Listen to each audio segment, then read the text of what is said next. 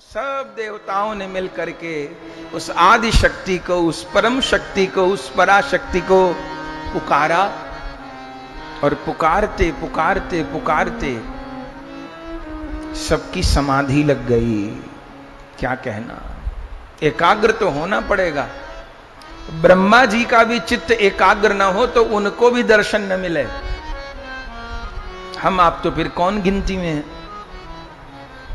पुकारा और पुकारते पुकारते समाधि लग गई है। तभी आकाश में महान प्रकाश छाने लग गया, शीतल शीतल पवन प्रवाहित होने लग गई है। सुंदर दिव्य, जैसे जाने कितने असंख्य सूर्य एक साथ उदय हो गए हों और सबके सन्मुख सिंह पर सवार होकर के आदि शक्ति प्रकट हो गई। देवता फूल बरसा रहे हैं, जय जयकार कर रहे हैं। कहिए जगदम्बा भवानी की जय हो, आदि शक्ति की जय हो, पराशक्ति की जय हो, शिव शक्ति की जय हो। सिंह पर सवार होकर के वह सिंहिका, चंडिका, अंबिका आकाश में प्रकट हो गई हैं। पहले तो प्रकाश का अनुभव हुआ और फिर धीरे धीरे धीरे धीरे स्वरूप का अनुभव हुआ है। तब और देवता तो लोप हो गए। लोप होने से अर्थ मौन हो गए, क्योंकि कन्या तो दक्ष के यहां बनना है ना उनको। अब दक्ष बोल रहे हैं, हाथ जोड़े खड़े हैं। जगदम्बा वह महामाया अपने पूर्ण वैभव में अनुभव दे रही है, दर्शन दे रही है। हाथ जोड़ करके दक्ष प्रजापति खड़े हैं और वही स्तुति कर रहे हैं। महेशानी महेशानी नमस्तुभ्यं नमस्तुभ्यं सनातनी सनातनी जगदम्बिके जगदम्बिके कृपा कृपा कृपा कृपा कुरु देवी गुरु देवी सत्य सत्य सत्य सत्य स्वरूपिणी स्वरूपिणी। हे महामाया, तुम्हारे दर्शन करके हम सब देव कृतार्थ हो गए। तुम तो महामाया हो, तुम नित्य सदाशिव की संगिनी हो। हे करुणामयी, तुम सनातनी हो, तुम जगदम्बा हो, तुम सारे जगत की मां हो। हे करुणामयी, विद्या अविद्यात्मिका, जो सन्मार्ग पर चलते हैं उनके लिए तुम पराविद्या हो, लेकिन जो भगवान से विमुख हो जाते हैं उनके लिए तुम अविद्या हो। शुद्धाम, तुम परम शुद्ध हो। सर्वत्र व्यापिनी, तुम हर वस्तु में सर्व व्याप्त हो। एक वृक्ष के भीतर भी जो बढ़ने की शक्ति है, एक पौधे के भीतर भी जो बढ़ने की शक्ति है, उस शक्ति के रूप में जगदम्बा तुम ही हो। एक कीट के भीतर भी जो चलने की शक्ति है, एक चींटी के भीतर भी जो चलने की शक्ति है, हे जगदम्बा, उस शक्ति के रूप में तुम ही तो हो। सर्वत्र व्यापिनी नित्या, हे करुणामयी, तुम नित्या हो, तुम नित्य हो, तुम सदा हो। बस हम जैसे जीव तुमको भूल जाते हैं तो तुम अपने स्वरूप को लोप कर लेती हो, और फिर हम जीव पुकारते हैं तो तुम प्रकट होती हो, पर बाकी तुम नित्या हो। नित्या निरालंबाम, तुम निरालंब हो। सब तुम्हारा अवलंब लेते हैं पर तुम्हारा स्वयं अवलंब नहीं है। तुम निरालंबा हो, तुम निराकुला हो, तुम कभी आकुल नहीं होती हो। तुम्हारे अभाव में सब आकुल व्याकुल होते हैं, तुम निराकुला हो। हे करुणामयी स्थूल स्थूलाम स्वरूपिणी, स्थूल से स्थूल वस्तु में भी तुम विद्यमान हो, दिव्य से दिव्य वस्तु में भी तुम विद्यमान हो। बस एक प्रार्थना करनी है, कृपाम कुरु महादेवी। हे महादेव की महादेवी, कृपाम कुरु, कृपाम कुरु। अब मुझ पर कृपा करो। मेरे पिता लोक पिता ब्रह्मा मुझे आज्ञा किए हैं, मैं उन्हीं की आज्ञा से तप में लगा हूं। सब देवताओं ने मिलकर आपको आवाहित किया है। कृपां कुरु महादेवी, मुझ पर कृपा करो महादेवी। सत्य सत्य स्वरूपिणी, आप सत्य हो, आप सत्य हो, आप सत्य हो। आपका दर्शन सत्य है, आपका स्वरूप सत्य है, आपका नाम सत्य है, आपकी शक्ति सत्य है। हे सत्य स्वरूपिणी, हे जगदम्बा, हे आदिशक्ति, हे भवानी, हे सिंह वाहिनी, कृपा करो, कृपा करो।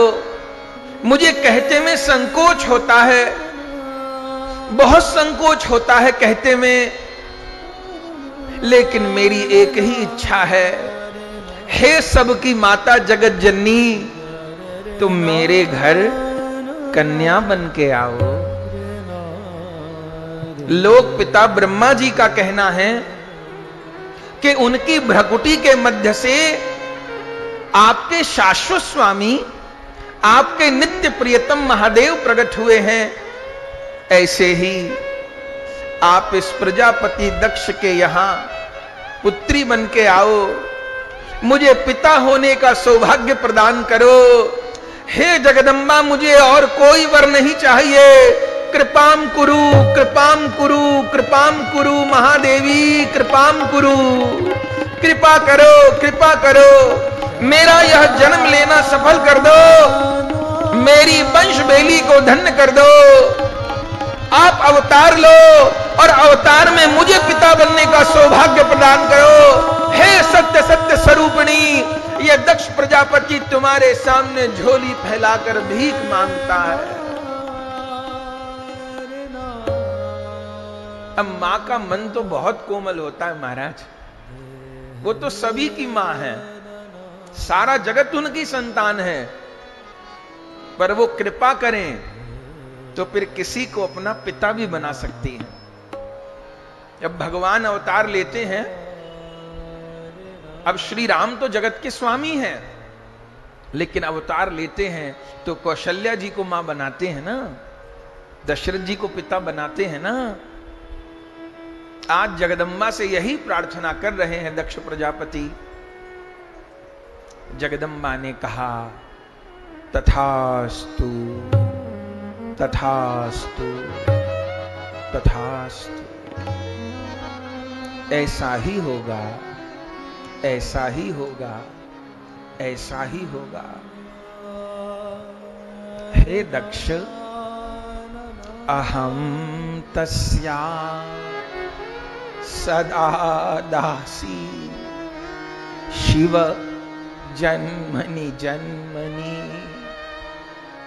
मम स्वामी सदा शंभु, नाना रूप धरो पिह। क्या कहती हैं जगदम्बा? अहम तस्य सदा दासी, मैं सदा सदा शिव की दासी हूं। शिव सदा सदा मेरे स्वामी हैं। हम एक क्षण के लिए भी अलग नहीं हो सकते दक्ष। ये शिव नाम में जो ई की मात्रा है वो मैं हूं। जरा शिव नाम में से ई की मात्रा निकालिए और फिर बताइए क्या बचता है? शव बचता है भैया। शिव में से ई की मात्रा निकाल दीजिए तो शव बनता है। शिव में जो ई की मात्रा है वो मैं हूं। सदा सदा मेरे स्वामी भोलानाथ हैं। वो नाना रूप धारण करते हैं। सदाशिव रूप में तो मैं सदा ही उनके निकट हूं। हां, अब ब्रह्मादिक देवताओं की प्रार्थना पर इस चतुर्मुखी ब्रह्मा के ब्रह्मांड में रुद्र बन के अवतरित हुए हैं। अरे वो तो कोटि कोटि ब्रह्माओं का सृजन कर दें, लेकिन इस बार चतुर्मुखी ब्रह्मा की भ्रकुटी के मध्य में कुमार नील लोहित, नील लोहित तेज बन के प्रकट हुए हैं। तो ठीक है, अगर ब्रह्मा की भ्रकुटी के मध्य से मेरे स्वामी तेज बन के अवतार लेंगे तो उनकी नित्य दासी है जगदंबा भी ब्रह्मा के पुत्र दक्ष के यहां पुत्री बन के अवतार लेगी। लेकिन सुनो दक्ष, मैं अवतार तो लूंगी, वचन दे दिया, और जब मैं अवतार लूंगी तुम्हारा खूब वैभव बढ़ेगा। जब शक्ति तुम्हारे घर आएगी तुम्हारी शक्ति बढ़ेगी, तुम्हारी सामर्थ्य बढ़ेगी, तुम्हारा धन बढ़ेगा, तुम्हारा वैभव बढ़ेगा, तुम्हारा यश बढ़ेगा, खूब कृपा होगी तुम्हारे ऊपर। लेकिन अहंकार मत कर लेना। मेरी शक्ति को शिव ही संभाल सकते हैं। कभी शक्ति तुम्हारे घर बेटी बन के आए और तुम अहंकारी हो जाओ, ना ना मां, कभी नहीं, कभी नहीं। बस ध्यान रहे, मैं तुम्हारे घर पुत्री बन के आऊंगी। लेकिन यदि तुम अहंकारी हो गए और तुमने मेरा और शिव का अपमान किया तो मैं तुम्हारे विनाश का कारण बन जाऊंगी। मैं विद्या भी हूं, मैं अविद्या भी हूं, मैं सृजन भी हूं, मैं संहार भी हूं। संभाल पाओगे? मां क्षमा क्षमा, मैं क्यों अहंकार करूंगा? मैं आपका अपमान क्यों करूंगा? कोई शक्ति का अपमान करता है? मैं जगदंबा का अपमान क्यों करूंगा? हे दक्ष, अपमान का अर्थ केवल किसी को बुरा भला कहना नहीं होता। अपमान का अर्थ शक्ति का दुरुपयोग करना होता है। जो सामर्थ्य पाके सामर्थ्य का दुरुपयोग करता है। निर्बल को न सताइए, निर्बल देगा रोए। निर्बल को, अब किसी गरीब को हम मारे तो वो हमसे लड़ नहीं पाएगा। हम अपने से कमजोर को, किसी बूढ़े बुजुर्ग को कष्ट दें तो क्या होगा? वो रोएगा। अच्छा, कहीं उसके रोने को उस परम सबल ने सुन लिया तो क्या होगा? निर्बल को न सताइए, निर्बल देगा रोए। जो निर्बल का मालिक सुने तो ठौर न पावे को। निर्बल को न सताइए। अनादर का अर्थ केवल अपमान करना नहीं होता। अपमान का अर्थ शक्ति का दुरुपयोग करना होता है, धन का दुरुपयोग करना। हमारे पास बहुत पैसा आ गया, हम कथा कराए, सत्संग कराए, भंडारा कराए, उत्सव कराए, गौ सेवा किए, राष्ट्र सेवा किए, ये तो धन की सदगति हो गई। लेकिन मेरा पैसा, अब मैं अपनी बेटे की शादी में दारू का स्टॉल लगाऊंगा और उसमें 10 लाख की दारू बारातियों को पिलाऊंगा। ये क्या हो गया? ये लक्ष्मी जी का अपमान हो गया। धन का दुरुपयोग कर दिया। अब मेरे पास पैसा हो गया, अब मैं सट्टा खेलूंगा, जुआ खेलूंगा, मेरा पैसा मैं जो चाहे सो करूं। तो लक्ष्मी जी इसको अपना अपमान मानती हैं। और फिर ऐसे लोगों का अंत हमने देखा है ना, दुनिया में बड़े बड़े नेता हुए, लाखों करोड़ों के घोटाला किए, लेकिन जब फाइल खुली तो फिर जेल से बाहर आने के लिए बेल नहीं मिल पाई। क्यों? अरे अगर लक्ष्मी को नारायण की सेवा में लगाए होते तो लक्ष्मी खूब बढ़ती और खूब आशीर्वाद देती। लक्ष्मी तो जगदम्बा है, मां है। मां बच्चे का बुरा चाहती है कभी? क्या नहीं चाहती ना। लेकिन उस जगदम्बा का यदि अपमान किए, अपमान केवल नोट को पैर लगाना नहीं है कि हम तो नोट को पैर नहीं लगाए, सोने को ना, केवल 500 रुपया के नोट पर पैर रखे, ये पैसे का हम लोग यही अपमान समझते हैं ना। ये अपमान नहीं है, ये भी अपमान है, पर केवल ये अपमान नहीं है। उस धन का दुरुपयोग किए, उस धन का व्यसन में, दूसरे को दुख देने में उपयोग किए, तो इसको जगदम्बा अपना अपमान मानती हैं। तो ध्यान रहे, मैं विद्या भी हूं पर मैं अविद्या भी हूं, मैं महामाया भी हूं पर मैं बहिरंगा माया भी हूं। अगर मेरा अपमान किया तो मैं ही तुम्हारे नाश का कारण भी बन जाऊंगी। कैसी बात करती हो जगदम्बा, मैं अपमान करूंगा? मैं कभी अपमान नहीं करूंगा, बस मेरा वचन याद रखना। अब जाओ, बहुत तप हो गया, शुभ समय में मैं तुम्हारे यहां अवतार लूंगी, जाओ। जगदम्बा अंतर्धान हो गई, दक्ष लौट आए। दक्ष का विवाह है मनु जी की छोटी कन्या प्रसूति से हुआ। पहले इन दक्ष के यहां वीरणी के द्वारा 10,000 पुत्रों का जन्म हुआ, जो हर्यश्व कहलाए।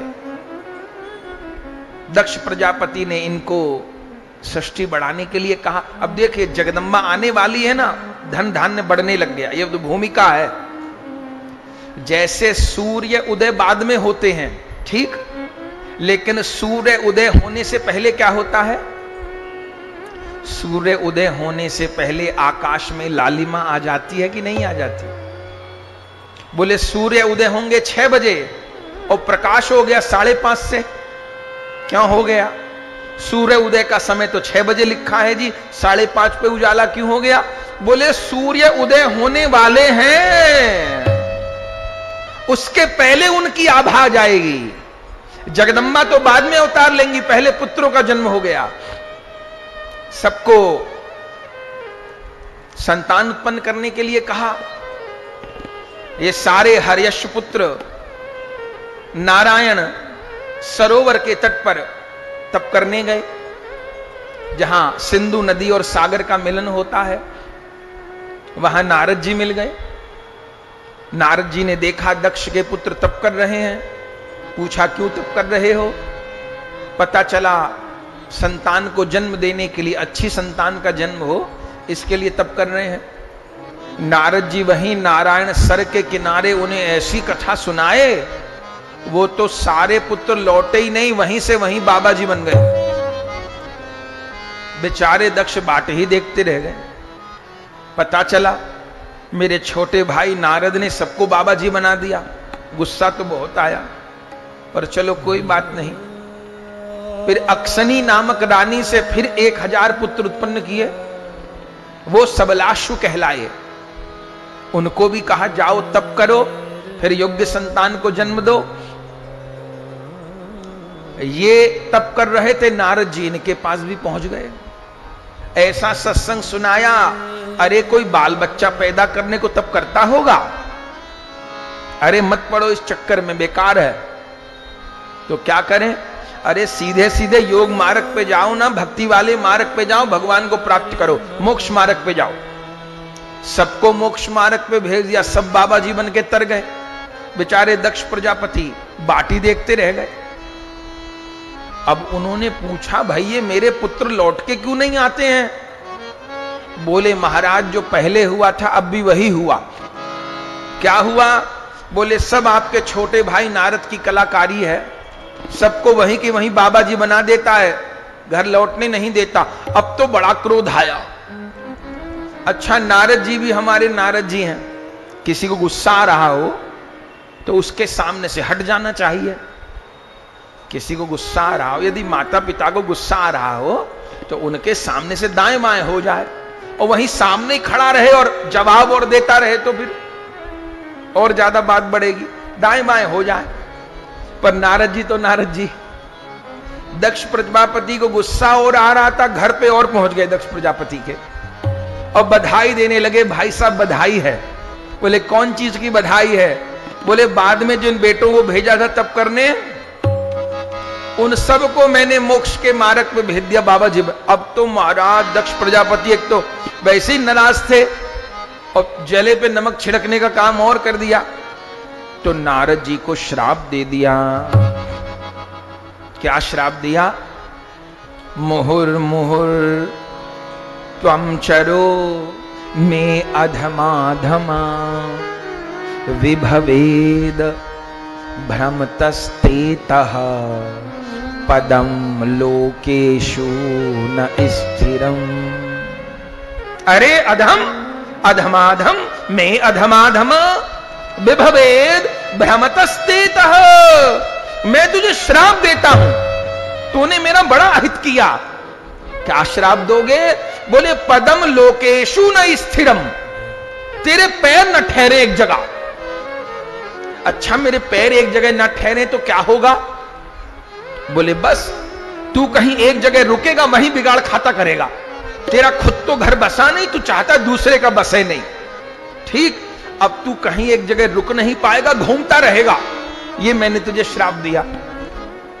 अच्छा नारद जी को श्राप दिया। नारद जी भी श्राप दे सकते थे, वो भी प्रबल है, भगवान के मन का अवतार है। पर नारद जी क्या कहे? नारद जी कहे धन्यवाद धन्यवाद, साधुवाद साधुवाद। दक्ष प्रजापति ने कहा मैंने श्राप दिया, तुझे मुझे धन्यवाद कहता है तो अभी और श्राप दूं क्या? बोले दे लो, आपका ये श्राप तो मेरे बहुत काम आएगा। बोले कैसे काम आएगा? बोले मैं निरंतर भगवान के नाम का प्रचार करता डोलता हूं, वीणा बजाता हूं, रामकृष्ण नारायण नाम गाता हूं।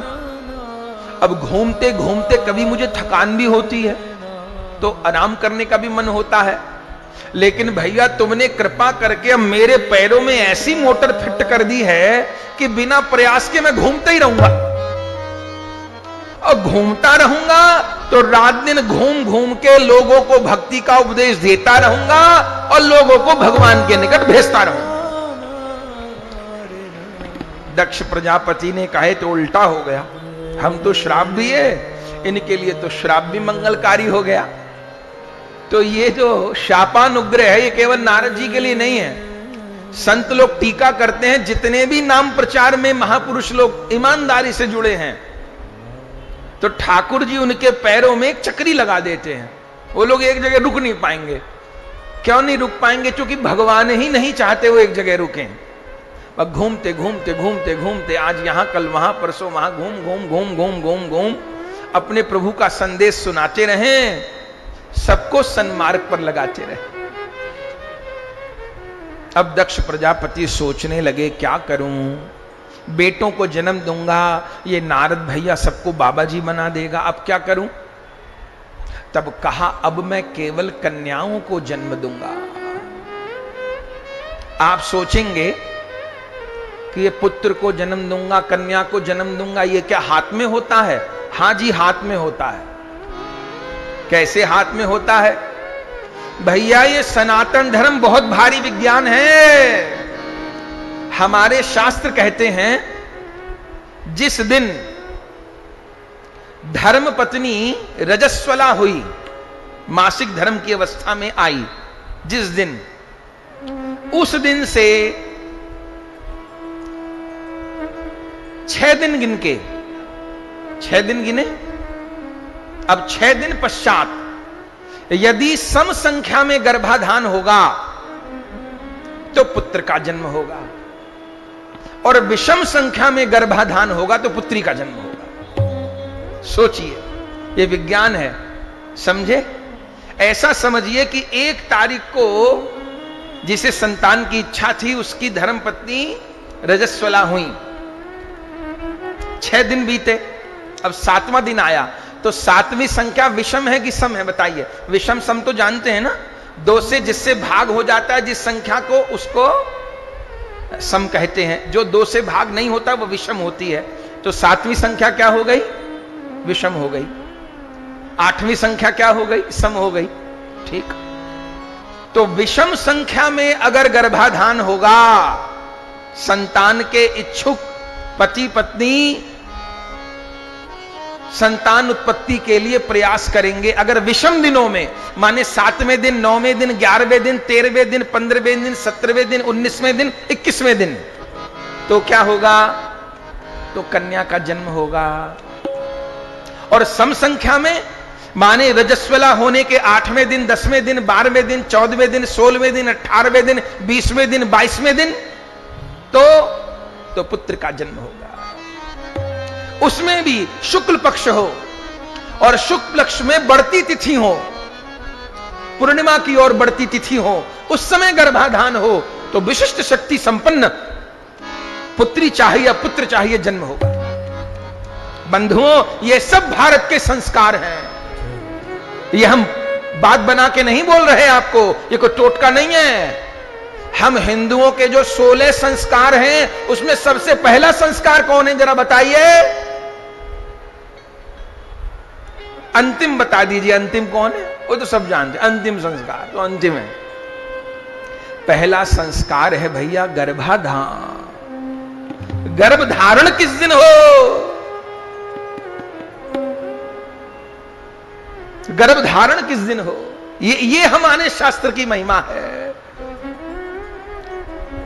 वही क्रिया अगर बिना विवाह के अवैध संबंध में की जा रही है तो पाप है, और वही क्रिया वैदिक रीति से विवाह करने के बाद संतान उत्पन्न करने के लिए की जा रही है तो वो पाप नहीं है, वो गृहस्थ धर्म है। ये हमारे धर्म की विशेषता है। आदमी मर्यादाओं का पालन करे। आज भी ध्रुव प्रहलाद का जन्म हो, आज भी छत्रपति शिवाजी और महाराणा प्रताप का जन्म हो, तेजस्वी संतान का जन्म हो। बंधुओं, हम लोग छोड़ दिए, सब संस्कारों का त्याग कर दिए। अपने बच्चों के 16 संस्कार कराइए।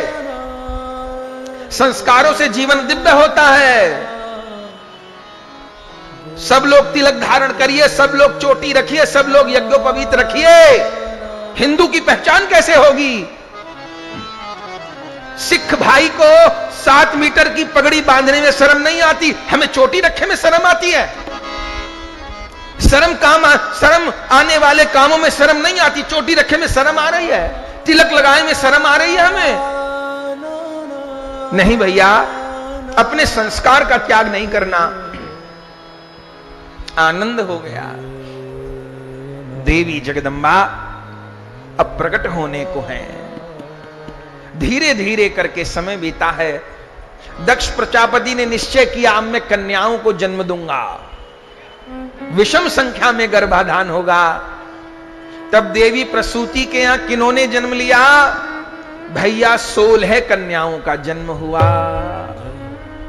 एक एक करके 16 कन्याओं का जन्म हुआ, जिनमें 16वीं और अंतिम कन्या कौन हुई? कहिए जगदम्बा सती मैया की जय हो। कहीं तो इनको सबसे छोटी कहा गया है, कहीं शिव महापुराण में इनको सबसे बड़ी कहा गया है, और कहीं इनको मध्य की कहा गया है। तीनों बात कल्प भेद से सत्य है। भागवत जी के अनुसार सबसे छोटी कन्या के रूप में आई हैं, जिनमें पहली 13 कन्या धर्म को ब्याही गई, 14वीं कन्या स्वधा पितरों को ब्याही गई। इसलिए कभी पितरों का आप पिंडदान तर्पण होते देखिए तो उसमें स्वाहा नहीं बोला जाता, तस्सै स्वधा, तस्सै स्वधा, तस्सै स्वधा नमा, तस्सै स्वधा नमा बोला जाता है। ये स्वधा बड़ी बहन है सती जी की, दक्ष की कन्या है। इनका विवाह पितरों से हुआ है, इसलिए पितरों के यज्ञ में या पितरों के तर्पण में स्वधा बोला जाता है। 15वीं कन्या है स्वाहा, इनका विवाह हुआ है अग्निदेव से, इसलिए अग्नि में आहुति देते हैं तो क्या बोलते हैं? स्वाहा स्वाहा स्वाहा। ये स्वाहा ये 15वीं कन्या है, इनका विवाह अग्निदेव से हुआ है। और 16वीं कन्या है सती। जब ये 16वीं कन्या प्रकट हुई महाराज, प्रसूति जी के यहां शिव महापुराण में वर्णन है, आकाश में देवता छा गए, दुंदुभी लेकर के फूल बरसाने लगे और गाने लगे। दक्ष के घर में आ सती मैया, दक्ष के घर में आई। सती मैया दक्ष के घर में आई। सती मैया दक्ष के घर में आई। सती मैया दक्ष के घर में आई। बाजी भवन बधाई, बाजी भवन बधाई। बाजी भवन बधाई। बाजी भवन बधाई। दक्ष के घर में आ सती मैया दक्ष के घर में आई। सती मैया के घर में आई। सती मैया दक्ष के घर में आई। नभ से देव सुमन बरसावे, ब्रह्मा स्तुति गाई। नभ से देव सुमन बरसावे, ब्रह्मा स्तुति गाई। नभ से देव सुमन बरसावे, ब्रह्मा स्तुति गाई। नभ से देव सुमन बरसावे, ब्रह्मा स्तुति गाई। जय जयकार भई त्रिभुवन में, जय जयकार भई त्रिभुवन में। जय जयकार भई त्रिभुवन में। जय जयकार भई त्रिभुवन में। आदि शक्ति प्रगटाई, आदि शक्ति प्रगटाई। आदि शक्ति प्रगटाई। आदि शक्ति प्रगटाई। दक्ष के घर में आई सती मैया। दक्ष के घर में आई। हाँ सती मैया दक्ष के घर में आई। सती मैया दक्ष के घर में आई। हाँ दक्ष के घर में आई। दक्ष के घर में आई। दक्ष के घर में आई। दक्ष के घर में आई। दक्ष के घर में आई। सती मैया दक्ष के घर में आई। सती मैया दक्ष के घर में आई। सती मैया दक्ष के घर में आई। क्या कहना महाराज, विस्तार तो बहुत है।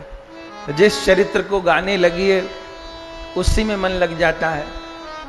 सती जी प्रकट हुई हैं, लेकिन कन्या के रूप में अब दक्ष का तो दिनों दिन वैभव बढ़ने लग गया महाराज। कभी तो हीरे की खान निकलती है घर में, कभी सोने की खान निकलती है घर में। दिन रात वैभव, धन, संपत्ति, मान, प्रतिष्ठा, पद सब बढ़ रहा है। और ब्रह्मा जी ने इनको सृष्टि का अध्यक्ष बना दिया, प्रजापति बना दिया। क्या कहना, ऊंचा पद मिल गया। धीरे धीरे करके सती जी बड़ी हुई हैं, लेकिन ये तो जन्मजात शिव की शक्ति है ना। छोटी छोटी सखियों के साथ खेलती हैं, तो इनका खेल भी क्या है, बस गंगा के किनारे प्रकट हुई हैं, गंगा जी के किनारे की रज लेकर के पिंडी बना लेती हैं, उसी की सेवा पूजा करती हैं। सखियां कहती हैं, अरे सती तू हमारे साथ खेल नहीं खेलेगी? सती कहती हैं, मुझे तो यही खेल अच्छा लगता है। कौन सा खेल? मेरे वाला खेल खेलोगी? हाँ खेलेंगी। तो जिसको जो फूल मिल जाए, जो फल मिल जाए, जो पत्ता मिल जाए, लेके आओ। ले आए। अब रज की मिट्टी की शिवलिंग बना ली, और अब सब फूल चढ़ाओ। अब बोलो नमः शिवाय, नमः शिवाय, नमः शिवाय, नमः शिवाय, नमः शिवाय, नमः शिवाय, नमः शिवाय, नमः शिवाय। यही खेल है। नमः शिवाय करके शिवलिंग की पूजा करती हैं और बड़ी हुई। बस जैसे जैसे बड़ी थी, ऐसे ऐसे आपकी तप में भी वृद्धि हुई थी। बड़ा वर्णन है सती जी के चरित्र का शिव महापुराण में। ये हम लोग रुद्र संहिता के सती खंड की कथा सुन रहे हैं। अब आप बड़ी हुई तो आपका तप भी बड़ा हुआ। आप हर महीने अलग प्रकार से पूजा करती थी। किसी महीने भोले बाबा को माने अभिषेक, बेलपत्र, कमल अर्चन तो प्रतिदिन करती थी, पर किसी महीने में मालपुआ और खीर का भोग लगाती थी। किसी महीने में गुड़ मिश्रित चावल का भोग लगाती थी। किसी महीने में पकवान का भोग लगाती थी। और जब माघ का महीना आता था, माघ के महीने में कितनी सर्दी होती है, शिव महापुराण में क्या लिखा है कि माघ के महीने में आप स्नान करती थीं, और स्नान करने के बाद वस्त्र नहीं बदलती थी मां, माने गीले वस्त्रों में सेवा करती थी, वस्त्रों को सुखाती थी शरीर पे। ऐसी आप सेवा करती थी। और सावन जब आता था तो श्रावण मास में 1 महीने के लिए आप निद्रा का त्याग कर देती थी। पूरे महीने बस बेल पत्र से अर्चन करती थी। नमः शिवाय ओम नमः शिवाय, नमः शिवाय ओम नमः शिवाय, नमः शिवाय ओम नमः शिवाय, नमः शिवाय ओम नमः शिवाय, नमः शिवाय ओम नमः शिवाय, नमः शिवाय ओम नमः शिवाय। बेलपत्र अखंड माने बस नमः शिवाय, नमः शिवाय, नमः। माँ बाप देख देख के अचंबा मानते थे, ये इतनी छोटी सी हमारी लाडली इतनी सामर्थ्य इसमें कहां से आ गई। तो जो प्रसूति जी थी, माने सती जी की माता, दक्ष प्रजापति की पत्नी, वो कहती थी, आप भूल जाते हो, ब्रह्मा जी ने कहा था ना कि आपको वर मिला है, जगदम्बा हमारे घर पे अवतार लेगी। तो हमको लगता है इस सती के रूप में ही जगदम्बा ने अवतार ले लिया है। लेकिन माता पिता होते हैं ना, तो भले उनका बेटा या बेटी कुछ भी हो जाए, माँ बाप का ममता वाला ही भाव रहता है। तो दक्ष प्रजापति और प्रसूति जी का तो बेटी का भाव है, पर कभी कभी ये भी ध्यान आता है कि ये जगदम्बा है, कभी कभी भूल जाते हैं। धीरे धीरे युवती हो गई, पिता को विवाह की चिंता हुई। अपनी पत्नी को कहते हैं, तेरे कन्या तो धर्म को ब्याह दी, स्वधा पितरों को ब्याह दी, स्वाहा अग्निदेव को ब्याह दी। अब समझ नहीं आता सती किसे दूं, ये तो विलक्षण है। सोच ही रहे थे कि तुरंत ब्रह्मा जी प्रकट हो गए। अरे दक्ष, क्या सोचते हो? प्रणाम पिताजी। मैं विचार करता हूं कि अपनी कन्या सती मैं किसे प्रदान करूं। अरे दक्ष, तुम भूल गए वो सृष्टि के आदि में तुमने तप किया था, जगदम्बा मेरे घर अवतार लें। हाँ हाँ हाँ, किया था। तो तुमको आदि शक्ति ने कहा था अवतार लूंगी तुम्हारे यहां कन्या के रूप में। हाँ हाँ, कहा था। तो उस जगदम्बा ने ही तुम्हारी छोटी बेटी सती के रूप में उतार लिया है। अच्छा, ये मेरी बेटी सती जगदम्बा है, पर ये जगदम्बा जैसी तो नहीं लगती, इसको तो गोद में खिलाया है। अरे बेटी बन के आएगी तो गोद में ही खिलाओगे, और क्या करोगे? मां थोड़ो बोलोगे बेटी को। लेकिन है ये जगदम्बा, तो इनको किससे ब्याहूं? फिर भूल करते हो दक्ष, ये सदा सदा से महेश्वर की हैं और महेश्वर की ही रहेंगी, ये किसी और को नहीं ब्याही जाएंगी। ठीक है पिताजी, आप जो कहते हो मैं वही करूंगा। तो आप व्यवस्था करिए, मैं अभी जाके भोलानाथ को प्रार्थना करता हूं। सारे देवता ब्रह्मा जी के साथ भोलानाथ के निकट गए और प्रार्थना की, हे सदाशिव, आपकी नित्य शक्ति प्रजापति दक्ष के यहां अवतार ग्रहण कर चुकी हैं और अब विवाह योग्य हो गई हैं। अब आपको उनको अपनी नित्य अर्धांगिनी के रूप में स्वीकार करना चाहिए, ताकि सृष्टि का सृजन कार्य सुचारू रूप से चल सके। जब शंकर जी को देवताओं ने प्रार्थना की, भोले बाबा ने इस प्रस्ताव को स्वीकार कर लिया। अब भोले बाबा ने कहा तो ब्याह कौन कराएगा? ब्रह्मा जी ने कहा और किसी का ब्याह होता तो पंडित जी जाते, पर यदि जगत माता और जगत पिता का ब्याह होगा तो पंडिताई का काम ये ब्रह्मा करेगा, कोई और नहीं करेगा। बस इधर शंकर जी को निवेदन किया, उधर दक्ष प्रजापति को समझाया। सुंदर रूप में भोले बाबा पधारे और दक्ष प्रजापति के यहां ब्रह्मा जी की अगवानी में विवाह की सारी विधियों का पालन हुआ और सती शंकर भगवान का विवाह संपन्न हो गया। कहिए गौरी शंकर भगवान की जय हो।